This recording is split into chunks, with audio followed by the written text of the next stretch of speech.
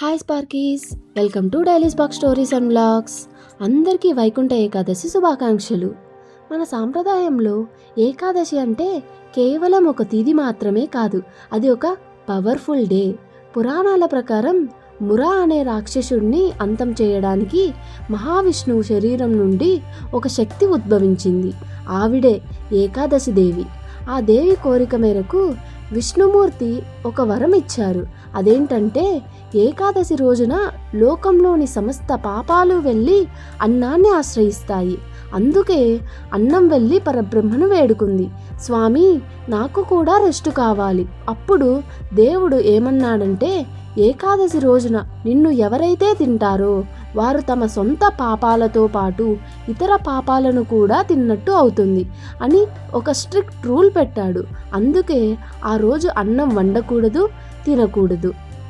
మరి కేవలం దేవుడు భయం కోసమే ఇది చేస్తున్నామా అంటే కానే కాదు. దీని వెనుక ఒక స్ట్రాంగ్ సైంటిఫిక్ రీజన్ ఉంది. ఏకాదశి అనేది చంద్రుని గమనంపై ఆధారపడి ఉంటుంది. ఈ సమయంలో భూమి మీద ఉండే అట్మాస్ఫియరిక్ ప్రెజర్లో విపరీతమైన మార్పులు వస్తాయి.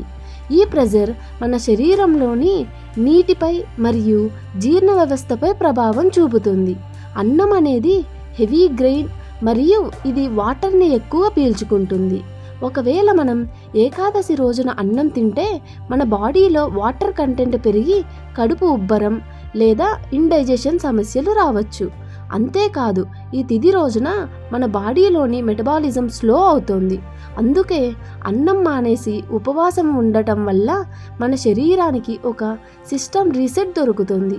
ఇది మన బాడీని డీటాక్సిఫై చేసి బ్లడ్ ప్రెషర్ అదుపులో ఉంచుతుంది. అందుకే సైంటిఫిక్గా చూసినా స్పిరిచువల్గా చూసినా ఏకాదశి రోజు అన్నం మానేయడం చాలా మంచిది. వీలైతే కంప్లీట్ ఫాస్టింగ్ ఉండండి లేదా కనీసం ఫ్రూట్స్ అండ్ మిల్క్తో మేనేజ్ చేయండి. మీ హెల్త్కి సపోర్ట్ చేస్తేనే ఈ నియమం పాటించండి. ఎందుకంటే దేవుడు మన ఆరోగ్యాన్ని పాడు చేసుకోమని ఎప్పుడూ చెప్పడు.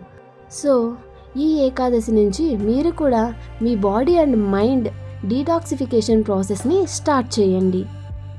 ఏకాదశి రోజు స్పెషల్గా ఫ్రూట్ కస్టర్డ్ చేస్తే ఎలా ఉంటుంది? చాలా బాగుంటుంది కదా. అందుకే ఈరోజు మేము కూడా ఫ్రూట్ కస్టర్డ్ చేసాము. ఫ్రూట్ కస్టర్డ్ కోసం యాపిల్ అండ్ బనానా పీసెస్గా కట్ చేసుకోవాలి. పొమెగ్రానెట్ సీడ్స్ సపరేట్ చేసి పెట్టుకోవాలి.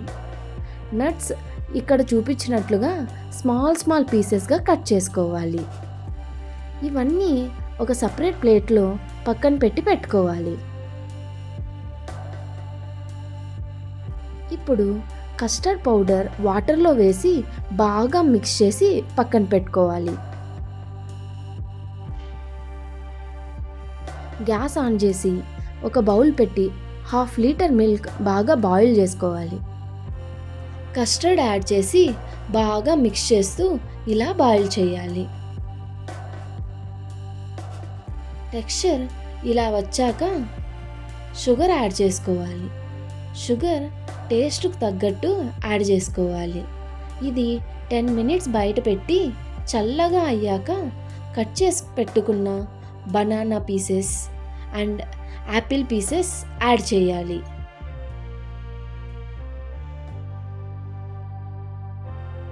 క్లీన్ చేసి పెట్టుకున్న గ్రేప్స్ అన్నీ యాడ్ చేసుకోవాలి.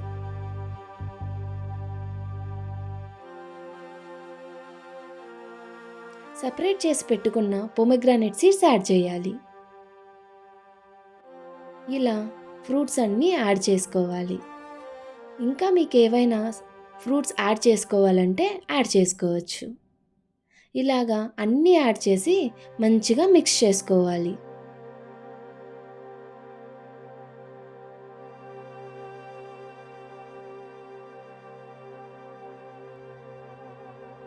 ఫైనలీ మనం కట్ చేసి పెట్టుకున్న నట్స్ అన్నీ పైన ఇలా వేసుకోవాలి.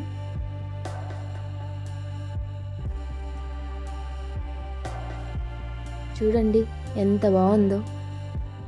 ఇదంతా బాగా మిక్స్ చేసుకోవాలి. ఇప్పుడు మన ఫ్రూట్ కస్టర్డ్ రెడీ. ఎలా ఉందో కమెంట్లో మెన్షన్ చేయండి. ఇలాంటి మరిన్ని వీడియోస్ కోసం please share, like and subscribe to daily spark stories and vlogs. Thank you.